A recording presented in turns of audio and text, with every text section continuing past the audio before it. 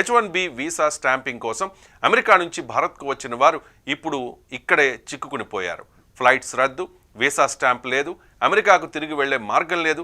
అమెరికాలో ఉన్న భార్య, పిల్లలు, కుటుంబ సభ్యులు ఇప్పుడు వీడియో కాల్స్కే పరిమితమయ్యారు. ఉద్యోగాలు ఉంటాయో లేదా ఓడతాయో తెలియని అనిశ్చితి నెలకొంది.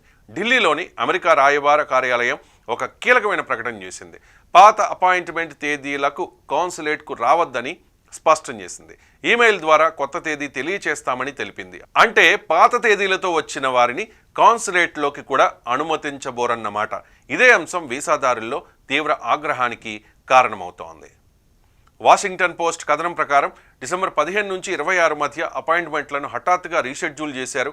దీనికి అమెరికాలో హాలిడే సీజన్ ఒక కారణంగా చెబుతూ ఉన్నారు. మరోవైపు అమెరికా విదేశాంగ శాఖ కొత్త సోషల్ మీడియా వెట్టింగ్ పాలసీ వల్లే జాప్యం జరుగుతోందని అభ్యర్థులకు ఈమెయిల్స్ పంపింది. ఇప్పటికే FMJ వీసాలపై సోషల్ మీడియా